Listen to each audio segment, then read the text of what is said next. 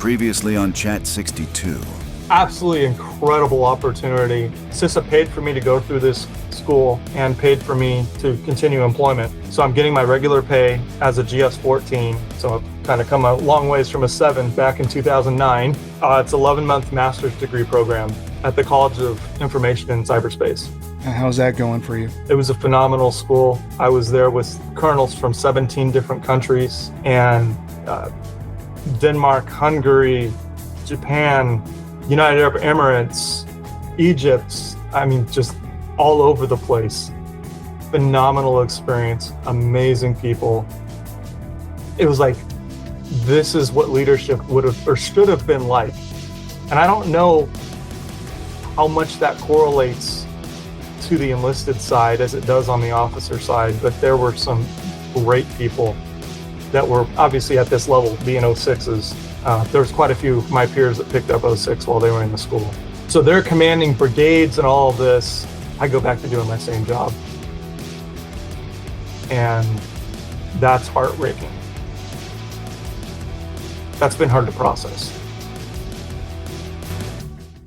Well, then obviously things change in the government, and now our son we've now received some affirmative results back. He has 5 types of mold. And we were thinking move into a retirement place that doesn't tax federal retirement and state benefits with less humidity. So we moved to the eastern side of Washington State. And I was planning on just staying remote for the next 10 years or so. But I can see the writing on the wall here, and it's not looking like that's likely to occur. You did mention something that you're waiting on a job offer. I'm on furlough right now. Yes, there's the hand. You saw the Oppenheimer? Yeah. The location that takes place at is the Hanford site. And I'm interviewed for an IT product manager position there. Shit. So that's through Department of Energy. Uh-huh. So it's like those guys used to work for me. Now I'm trying to work for them. Wow. That is a lot to take in, man. It's been a crazy journey. Yeah, definitely, man.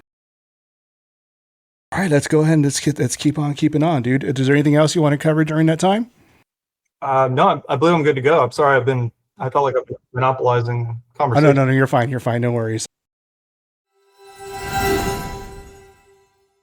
So at this point, where are you now? Career, family, personal growth.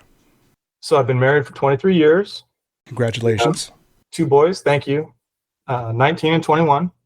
We bought our retirement home on a VA loan, 2% fixed. That's why I'm going to fight to keep this place. Bought back my military time. When I was going through TAP and TAMP classes, there was no mention of the government, of going into government positions. From Camp Pendleton, it wasn't even discussed. No. I went to a job fair with the FBI and a GS7, 40 grand. I'm like, I'm not going for that. I'm like, why should I join the FBI? Well, we're the FBI. I'm like, yeah, I already heard that in high school. I'm not falling for that. I didn't understand there was locality pay that's attached to that. Rest of US is an extra 15%. There's some places like DC, New York, and Hawaii that are 30, 35% on top of the number that you're seeing there. But these idiots didn't bother to explain that to me. So it was after being downsized, right-sized, laid off, that I needed stability for a young family and remained working with the government since 2010. So, hey, dude, at least you got your retirement home, and I understand that drive to keep it. Yeah. And best of luck to you, and hopefully we hear some good news soon. Appreciate that. Thank you. Let's go ahead and let's talk about lessons learned. What values from the Marine Corps stuck with you even through now? So I was researching J-Day Did I Buckle because that one still sticks with you. I still lack tact. I'll admit that. I'd say I'm more fierce than ever. I think I proudly represent the Marine Corps. I still exhibit judgment, dependability, integrity, decisiveness, initiative, enthusiasm, unselfishness, courage, knowledge, loyalty, and endurance. Raw. for a moment of pride, was there a time when you truly felt proud of your service? Yes, that was, I guess I skipped ahead or figured it in there with the going back to the grocery store and going and surprising my mom at the Mako. And I said also getting the Knott's Berry Farm. That was a really proud moment to be there. And it was really cool how people treated us. You get treated like superheroes. It really was. I couldn't believe that nobody wanted you to stand in line. They're like, no, please go to the front. I'm like, what?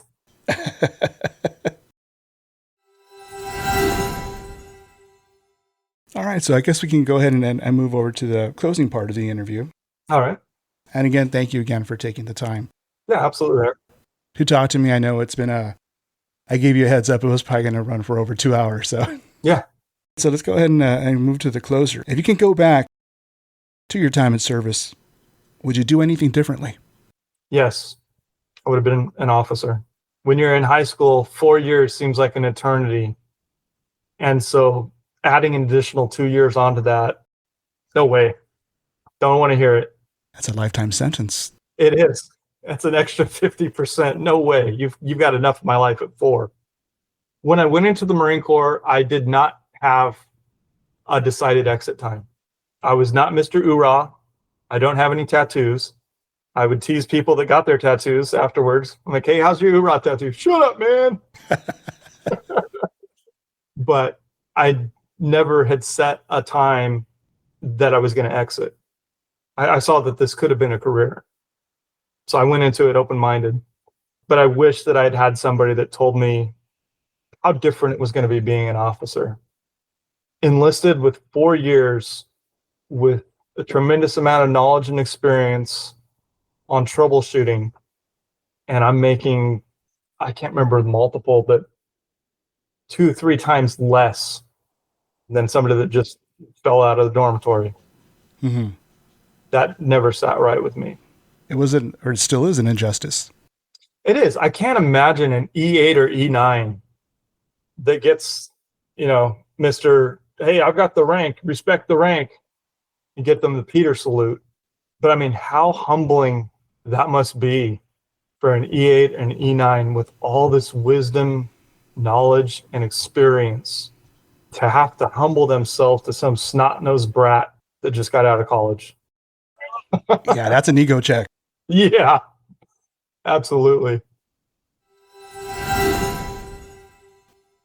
Do you have any advice for new or future Marines? Absolutely. This too shall pass. Bad leaders will move on to other duty stations. And the Marine Corps is a good place, founded on solid fundamentals and principles. And don't shortchange it with a few bad apples. That's not a vision of the entire Corps. And there still are those that practice esprit de corps. And there are good mentors out there. Amen. Is there anything at this time that you would like to promote or plug? Nope. Got a couple of charities around me, but Hey, man, if you want to put it out there, I'll put it on our socials. And sure. We were going to church, and I've always struggled with the concept of raising all this money to go over to some other country to make yourself feel good about what you did, and the cost as opposed to actually applying it to the people that you claim to be helping. So when I found that there were some local charities to me, I was really excited about sharing interviewing skills and troubleshooting and resume writing. And so I found that these 2 organizations work with trafficked survivors and try to give them a restorative life. One of them provides all kinds of psychological counseling, a Christian-based philosophy that they do have value, that they are worthy, and that they are daughters in the King's eyes. And the other one works with the impoverished as well as trafficked victims and gives them skills so that, like I was trying to do with the resume writing and interviewing skills, they're not dependent on the government. We've got this snap shutdown right now. Well, the goal is to become independent and not have to rely on anyone or anything again. And so this organization is founded by a couple, and the husband was a chef. And so they teach the women to make pasta by hand, and they serve meals to some of the Bezos Academy schools and some other schools. So they're making lunches. I went there and I did some consultation for them about what areas they should target and how they should get out there. And they do have a website now. It's called Grace Collective. I think it's .com if I'm not mistaken. And so you can email me the organizations Sure. too. Yeah, that way Okay. that way I can copy and paste and put it up there. That way nothing gets lost in translation or something. Absolutely. So just thrilled with what they were doing. But before somebody can get to that point, they need the psychological counseling. And these advocates actually go out to the location where the prostitution is being solicited and try to bring people from that life and try to help them escape. And so that is Mirror Ministries. And so it's the mirror that you hold up, and what do you see when you look in it? And that you can see the reflection as God sees you. So those are the two. That's deep. Yeah. That's Those really are the two deep. organizations that I'd promote. Okay. Thank you very much. Yeah, absolutely. There was a couple things I'm looking at the interview prep, and you did mention something about your wife and cruises. So for my birthday in 2 days, we are going to the Eastern Caribbean for 7 days. Nice. Yeah. Well, I hope you guys have a blast. Thank you. Appreciate it. And hopefully, when everything finally smooths out, you guys are able to take more cruises. Yeah.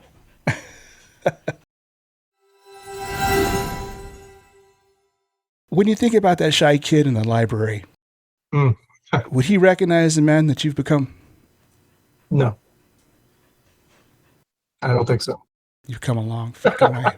Pardon my language, but you've come a long fucking way. Yeah, definitely have. There's a vet out there that feels stuck in their garage chapter of their lives. Yeah. What's the first call they should make today? So I became a mentor at the VA hospital, and I was the only one from IT that had ever applied for the Emerging Leaders program. And I went through that program, and one of the things that they taught you is the GROW model. It's goals, reality, opportunity or obstacles, and what's next. And you can take somebody through this, and I find myself subconsciously doing it sometimes. I don't even realize. You're just talking to somebody and you find out where they're at, what they want to accomplish, and what's stopping them from that. And it's kind of that you eat an elephant one bite at a time mentality of step back. And 7 Habits of Highly Effective People is an incredible book. I've read it 3 times in different college courses and throughout. But it's really stepping back and seeing, where do you need to start? Yeah, that's a long mountain that you've got to climb, but you do it just like you did in the core, with one foot in front of the other. And sometimes you've got to push your knee down to get that step going, but you don't stop. So you look at where you're at. If it's alcoholism, abuse, homelessness, joblessness, what's that one step that you can take today that can make tomorrow different? Thank you for sharing that. Yeah, absolutely. A couple more things. It's kind of like fill in the blank. Sure. I'm going to call these the clip-worthy prompts. Complete this. The Marine Corps taught me blank, but I had to unlearn blank. I mean, I guess the easiest would be, taught me courage, but I had to unlearn fear. I love that. I fucking love that. Yeah, I'm gonna have to censor that, but I will. That's fucking great. Oh my God, that's great. That's great. Okay, Awesome. Next one. One rule I live by now that I wish I had at 19 is blank. Oh gosh. Well, I bought my first mutual funds at 15, so I've always been ahead of the game and thinking and planning ahead. A rule? Goodness, I don't know. You could go with the new guy and find this biggest guy in the yard and punch him. I like that. I don't know, man. I got nothing. That's perfect. Okay, next one. Leadership is not a rank, it's blank. It's a mentality.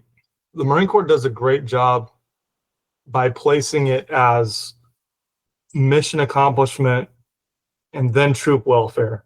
Mm-hmm.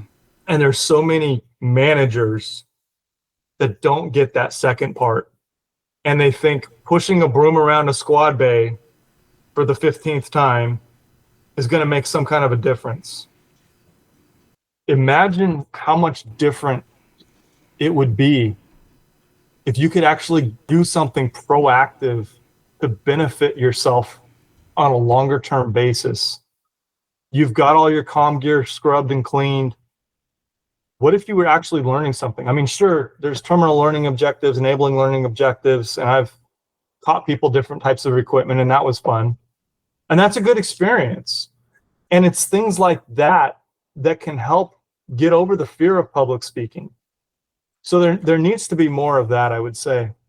And so the difference is busy work versus thinking ahead for somebody else's future. One of the things I liked about the person that interviewed me this last week is she said that she's helped a number of people get training that's caused them to advance and leave her. That's a sign of a leader. Somebody that's not pulling on your coattails and trying to keep you where you are, but is giving you a hand up and trying to get you to where you need to go. Leaders are somebody that you follow because you want to. Managers are somebody you follow because you have to. Couldn't have said it better myself. All right. This concludes the interview. Corporal Kevin Osborne, thank you so much for coming on to Chat 62.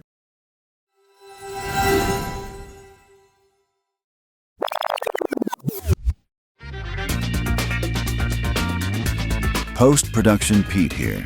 We hit stop and then didn't. Because when Marines start talking, there's always one more story, or two or three, to tell. Best of luck to your future successes, man. And I hope that there's going to be nothing but good news that come your way, man. All right, thank you. What are you doing during the day yourself? I work remotely. I'm working for Dart Bank. I've been working there for 2 months. I'm full-time remote.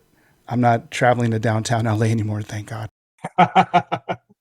Yeah, I've been doing this for about 2 months. I work their schedule, East Coast schedule. So I work from 6 to 3. Or I service mortgages. The loans have already been purchased. Yeah. So we just basically do the file maintenance. We make sure the taxes are paid, insurance is up to date, nothing lapses, we don't lose the property or tax sale. If something happens, we just make sure that the homes are properly insured because we're protecting the bank's interest. Interesting. Yeah, that's pretty much what I've been doing for the past 11 years. Wow. How did you get into that, though? So I got into the mortgage business. It was my first real job after I got out of the Corps. I started as a file clerk. I was working for a temp agency, and I was just filing away, and they liked my hustle. They liked my mentality. So I started working in Pasadena. I started overseeing foreclosures. Okay. Preparing the files because during that time there was a lot of properties that were going to foreclosure and yes. during 2001 and so on. So I was doing that for a few years, and I was monitoring bankruptcy loans, making sure that they went through their proper channels. We tried to get them discharged whenever we could, or so it was a lot of timeline monitoring for bankruptcies and foreclosures.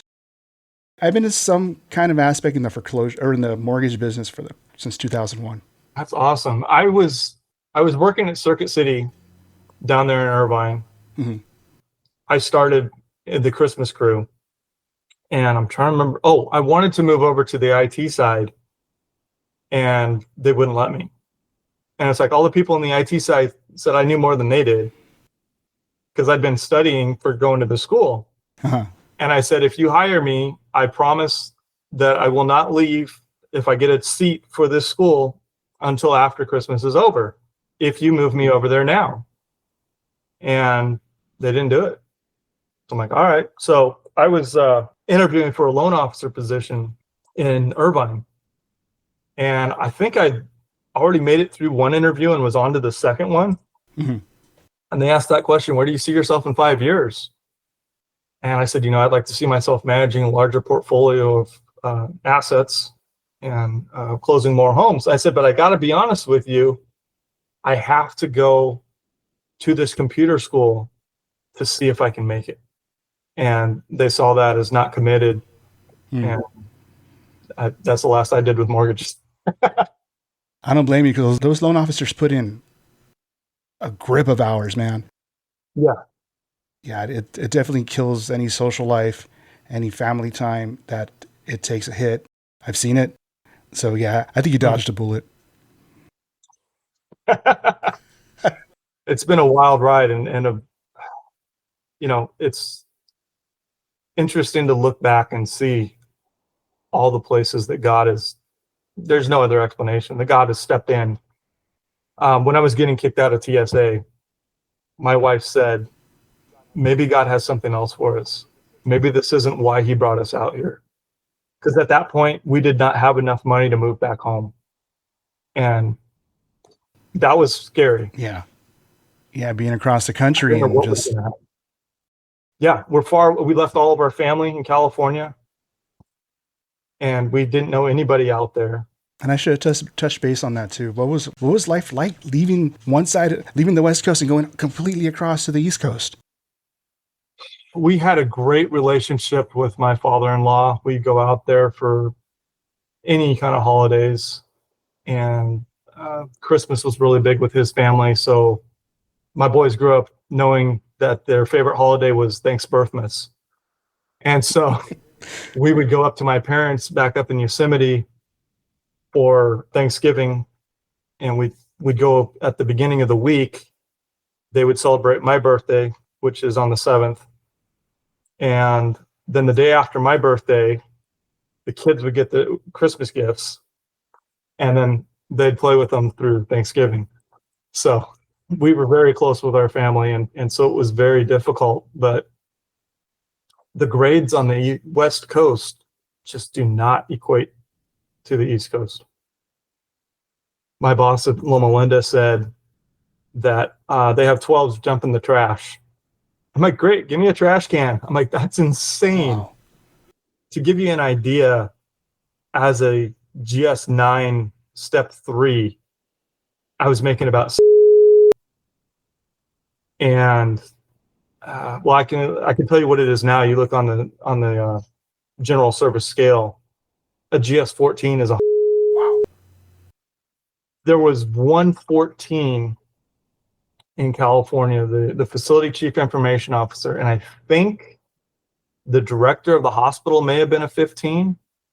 But where I'm at here in Eastern Washington, the director of the Walla Walla Hospital is a GS14. So I got my grades, got everything, and then moved back out here. Right on. So for some reason, they have the responsibility, they just don't have the corresponding pay to match it. That sucks. Yeah, it really does. Dang. Yep. So there was no option. I was making over as a residential project manager, and huge upside potential there when it was going well. When it started going bad, I would stay late and dial with the salespeople because they were required to make so many calls or whatever. But I would volunteer and come and take a community, and if it wasn't my community, I'd go into one of my buddies' offices and grab their plans, flip through them really quick to familiarize myself with the home, and then I'd make the phone calls and try to book appointments for people to come in to see that house again. Wow. And once again, the vice president of operations said I was making people look bad. He said, "You remind me of me." I said, "That doesn't sound like a bad thing for a vice president." That's what I wanted to do, was become a vice president of operations at that point. But I've had that problem a lot, of that work ethic gets me in trouble. People are threatened by that work ethic. They really are. Even in the Marines, it was a off-putting capability. And like I said, I expected after work, we'd go out and we'd play some softball for hours, maybe 3-4 games. Everybody just wanted to be drunk in the barracks. Yeah. And so I almost made the Marine Corps softball team. I was put on a working party. This is my second week of tryouts. And so they made their cuts for the first week. And I'm on a working party, moving a secretary off a forklift on the second floor of the barracks at headquarters there. And this guy I don't know just looks at me with this blank stare as he drops his end. And I'm still trying to hold this thing. And it rips my arm and my shoulder and my back. Oh my God. And I go there down on main side. And this is for all Marine Corps softball. So this is going to be my job. And I'm a pull hitter, right hand pull hitter. And I can't hit anything past the second base side. And I still was so fast, I beat out 2 throws. Wow. And the coach said, no, the guys in the field are like, you freaking beat me. They're like, nope, that's an out. So I wrap my arm in my shirt because it's hurting so bad. And I run 10 laps around the stadium. And I said, I'm going to have to take a week or 2 off and I'll come back after that. And I was never able to return. Yeah, that's a shame. So that killed my softball or baseball career. And that's been very difficult even now. That's what really brought me joy, was playing baseball.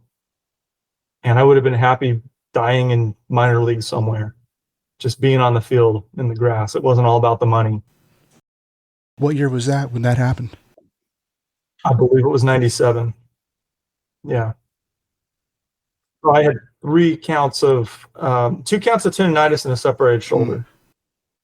And I just had back surgery in 21 or 22, I think it was. So it got worse. All from that injury. All from that one injury. Wow. Yep. I have nightmares or dreams. I don't know what you want to call them, but I see that guy and I knock the snot out of him. That's PTSD in my book. That dude put you through some shit. He changed the course of your life, man. He really did. Yeah. So I can't say how good I would have been. I discovered that my 4th or 5th cousin was Mickey Mantle. What? I had hit a softball over 400 feet and I hit a baseball over 500 and something. When I was playing up there in LA off of Pacific Palisades, I can't remember. There was a field and then there's an apartment complex.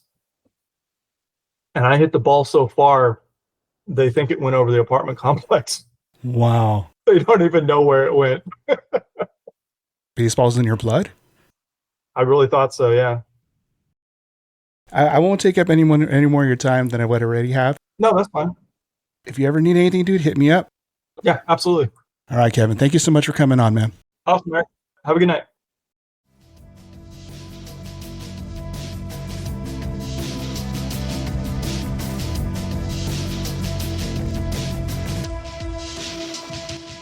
Kevin, thanks again for sitting down with us and sharing your story. From growing up with very little to finding purpose through faith, service, and leadership, your journey shows that where you start doesn't define where you end up. Whether it was baseball, the Marine Corps, or the many paths you've taken since, one thing stayed consistent. You've always been willing to speak up, learn, and push yourself to be a better leader. We appreciate your honesty, perspective, and the time you spent with us here on Chat 62. And to everyone listening, if Kevin Osborne's story resonated with you, know that growth is not a straight line, and you're not walking it alone. Stay the course and Semper Fi.